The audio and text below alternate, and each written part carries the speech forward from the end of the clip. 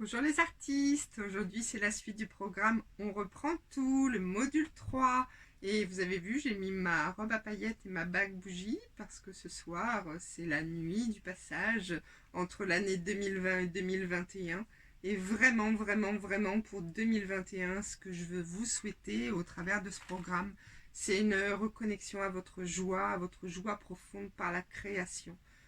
Pour pouvoir supporter tout ce qui se passe partout dans le monde, partout à l'extérieur, pendant qu'on est centré, qu'on est en conscience, qu'on est tourné vers soi, qu'on est dans une méditation créative. En fait, on oublie tout.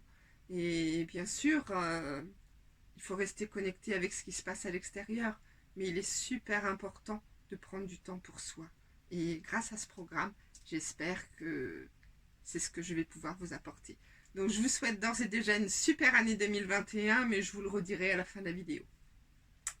Alors, aujourd'hui, on doit parler du support, du pinceau, du vernis.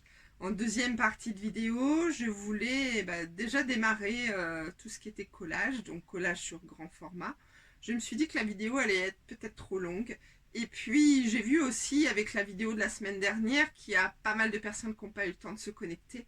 Donc, j'ai vraiment envie qu'on démarre ensemble. Donc, je pense que cette deuxième partie de vidéo, je la prévoirai pour jeudi prochain.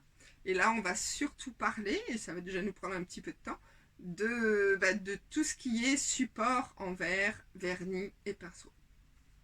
Alors, au niveau du support en verre, moi je travaille la peinture sur verre, donc sur des assiettes que je fais faire. Pourquoi je les fais faire? Parce qu'au départ, en fait, je pensais qu'on trouvait des assiettes en verre partout. C'est pas le cas, ou souvent elles sont colorées, striées, granitées. Par rapport à nos techniques de peinture et d'application de vernis, de peinture, et surtout si on fait un transfert de matière, de tissu, de photos, de serviettes en papier, de pochoirs, de peinture bien sûr, de tout ce qui est paillettes, de tout ce qui est... Il y a tellement de choses à coller sur le support en verre qu'il est important qu'il soit lisse. Alors j'ai fait faire mes assiettes aussi parce que, en fait, si on travaille avec une serviette, et les techniques de départ étaient vraiment la technique de serviette que l'on collait en quart pour avoir un motif complet, en travaillant après les peintures, en rentrant et en sortant derrière le papier, j'ai fait faire mes assiettes pour qu'elles aient le bon format, pour que ça vous aide dans les techniques de peinture, en fait, après, à faire disparaître complètement le papier. Voilà pourquoi j'utilise des assiettes lisses. Alors moi j'ai fait faire des assiettes relativement épaisses, avec une très belle brillance, avec un effet loupe pour mettre en valeur les créations. Dans un premier temps il y avait ce format, ensuite on a créé ce deuxième format, le centre est un petit peu plus grand, ce qui nous permet aussi de travailler avec des serviettes entières. C'est donc ce que je voulais vous proposer la semaine prochaine avec cette serviette-là, ça sera de travailler sur ce format de support pour que la serviette puisse venir se coller complètement. En fait, c'est pas plus mal que l'on ait une semaine supplémentaire pour démarrer la technique du collage. Comme ça, si vous n'avez pas de support suffisamment grand, vous pourrez encore les commander cette semaine. Je vais de ce fait mettre dans la rubrique promotion, comme les assiettes 25-25, une petite promo pour les 30-30 pour que vous ayez un accès à tarif réduit, plus sympathique pour démarrer ce programme si vous en avez envie.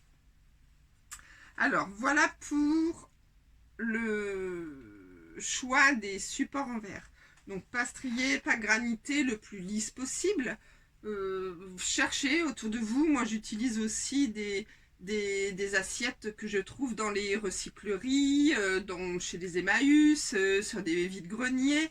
L'important, lisse, même s'il n'y a pas cette découpe, ce dénivelé pour travailler le papier, mais au moins quelque chose de lisse. Donc voilà pour le choix des supports.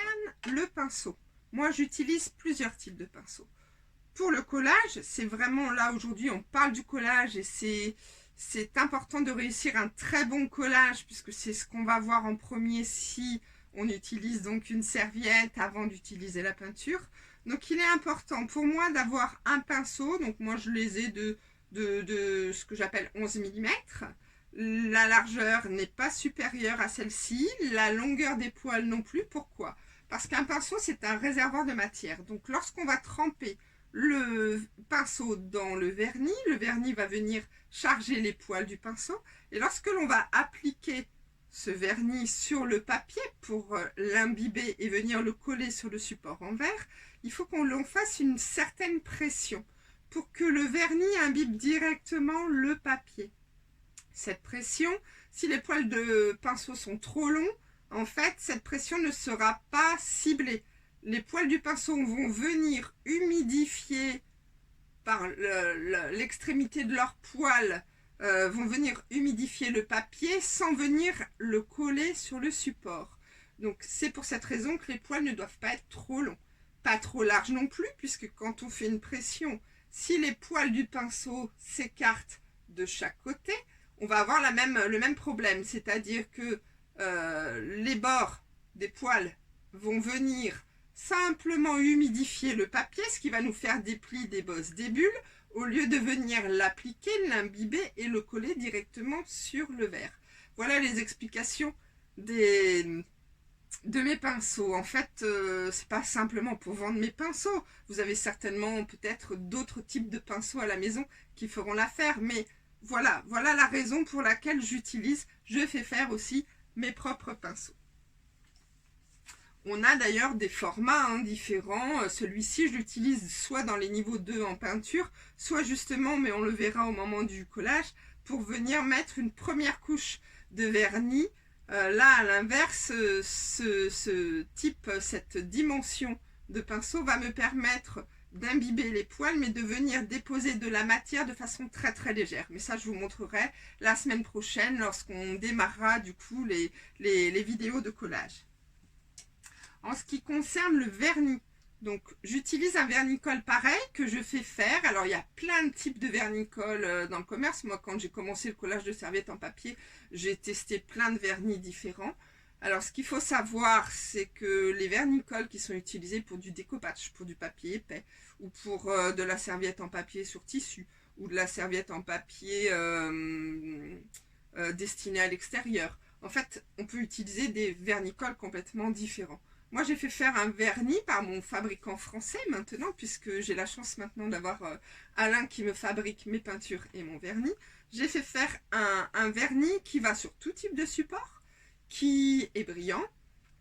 Ça peut être un désavantage pour tout ce qui est serviette foncée. Mais j'ai aussi essayé un vernis mat et ça ne changeait pas grand-chose. Donc en fait, je garde un seul produit par souci aussi d'économie, mais aussi de pratique. Avoir un produit pour tout, c'est le mieux, c'est comme pour les peintures. Donc ce vernis va aussi bien à l'extérieur, ce vernis peut être cuit, puisque moi je cuis parfois mes assiettes justement pour avoir encore une meilleure résistance au lavage. Donc ce vernis résiste aussi au lavage. Après, je rentrerai plus dans les détails concernant le lavage, le lave-vaisselle et ainsi de suite quand on en sera justement aux techniques de peinture. Donc ce vernis, vous voyez, il est blanc, mais il devient complètement transparent lorsque on le sèche. Il est relativement liquide, pas trop non plus, il faut qu'il le soit pour imbiber parfaitement le papier au premier passage du pinceau. Il ne faut pas que ce soit non plus de l'eau, et là il est juste à la limite, pour ne pas déchirer. Je vous montrerai aussi, si on utilise mal le vernis, mal l'application du pinceau sur le papier, qu'on peut très vite déchirer. Je vous montrerai comment réparer une déchirure. Je ferai d'ailleurs volontairement une déchirure pour vous montrer comment après on peut la travailler, on peut la réparer. Donc voilà pour les différents produits. La semaine prochaine, donc dès qu'on se retrouve, on attaque en direct le collage donc d'un grand format. Je vous montrerai comment travailler les fonds foncés, parce que ça c'est quand même considéré comme quelque chose de foncé. C'est pas noir mais c'est relativement foncé. Comment travailler des grandes surfaces comme ça pour ne pas avoir des zones droites, donc venir déchirer au préalable tout ce qui est trop droit. Lorsqu'on a des bordures comme ça, pareil, qui sont délimités par un petit liseré, comment les travailler. Bon bah voilà, on voit tout ça la semaine prochaine. Concernant le vernis, j'ai aussi oublié de vous dire que tous les produits que j'utilise dans mes techniques ne sont pas, alors sont dites alimentaires, mais bien sûr on ne peut pas les avaler, mais sont réservés pour l'art de la table, sont sans solvant, donc on les travaille avec le plus de produits naturels possible, et tout se lave à l'eau. Donc lorsque vous n'utilisez plus vos pinceaux, s'ils sont enduits de vernis, bien les remettre dans l'eau et quand vous avez terminé, les savonner au produit vaisselle ou avec un savon de Marseille, mais bien les nettoyer. Par contre, si vous les laissez durcir, ça résiste au lavage. Donc ce vernis qui est lavable à l'eau, une fois dur, les peintures de la même façon, une fois dures, ne vous permettront plus d'être lavées. Donc vous faites attention aussi aux vêtements. Je vous conseille d'utiliser lorsque vous travaillez un tablier ou alors des vêtements qui ne craignent rien, puisque si vous avez des éclaboussures de vernis sur vos vêtements, ça reste, on ne peut pas le retirer. Voilà. Et bien voilà les amis, je pense vous avoir tout dit. Pour les personnes qui me suivent sur YouTube, n'hésitez pas à mettre un petit pouce si vous avez aimé la vidéo, des petits commentaires, aussi sur Facebook, hein, bien sûr, sur Instagram. Voilà, un petit commentaire. On se retrouve jeudi prochain. En attendant, bon réveillon, bon premier de l'an. Amusez-vous, régalez-vous, videz-vous la tête, connectez-vous à votre joie, à l'amour. C'est vraiment le meilleur boost du système immunitaire. À très vite. Au revoir, je vous embrasse.